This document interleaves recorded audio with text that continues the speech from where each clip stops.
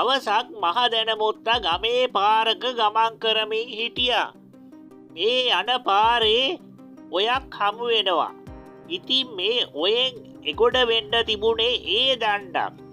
ඔය ළමයි දන්නවද ඒ දණ්ඩ කියන්නේ මොකක්ද කියලා? එළපාරකින් හරි ඔයකින් හරි එගොඩ වෙන්න දැන් කාලේ වගේ පාලම් තිබුණේ නෑ. ඉතින් ගමේ මිනිස්සු කරන්නේ ඔයක් හරි එළපාර හරි අයිනේ තියෙන උස ගහක් කපලා එරලලා අනික් කිවුරට යන්න පාර හදා ගන්නවා. ආන්න එහෙම කපපු ගහ දිගේ ප්‍රවේශමෙන් එගොඩහට යනවා. මුත්තා ගිය පාරෙත් ඒ දණ්ඩක් තිබුණා. මුත්තා බොහොම ප්‍රවේශමෙන් ඒ දණ්ඩ දිගේ ඉස්සරහට යනකොට මුත්තා දැනගෙන හිටියේ නෑ මේ ඒ දණ්ඩේ අනිත් පැත්තෙන් තවත් කෙනෙක් පිටත් වෙන්න එන බව. මෙතනින් පාර ඉවරයි. ඊළඟට තියෙන්නේ ඒ දණ්ඩක්. ඒ දණ්ඩේ අස්සයව අරන් යන්න බෑනව. ඒක හින්දා ගහක බැඳලා ඊළඟට පයින් යනවා. පරේසමෙන් කොටේ ලිස්සනවා බොහොම අමාරුවෙන් පය බුරුලෙන් තබා වරින්. මොකාද බොලේ මේ පැත්තට රූටන එක? මොකා වුණත් ටිකක් තානාන්තරයක් තියෙන එකෙක් නම් වගේ පේනවා. ඒ වුණත් මන් දැන් ඒ දණ්ඩ දිගේ කොටක් දුර ඇවිල්ලා නේ. මේ නාකි මං ආපහු යන්න ගිහිල්ලා ඇදගෙනවත් වැටේ. යනවා යනවා ඉදිරියටම යනවා. වෙන කරන්න දෙයක් නැහැ. ඉතින් පරේසමෙන් ඒ නාකියා මොකද මේ කඩා බිඳගෙන යන්නේ? කෝඩ් බෑයකුත් දාගෙන.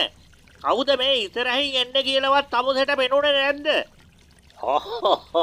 පෙනුනා අයිබෝන්ට පෙනුනා. ඒ වුණාට ඉතින් මම ඒ දණ්ඩ දිගේ කොටක් දුර ඇවිල්ලා නෑ. ඔබතුමා ඉතින් ආවා කියලා මම මොනවා කරන්නද? නාකියා ඔබ හිතාගෙන ඉන්නේ මම කවුරු කියලාද? මම උඩ රට රජුරුවන්ගේ මහසෙනවි.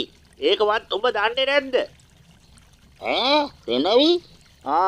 අලුතෙන් පත් වෙන්න ඇති. ඒක තමයි මම දන්නේ නෑ නෝ. දැන් එහෙනම් මට ඔබ කියාපන් ඔබ කරපු වැරැද්දේ බරපතලකම.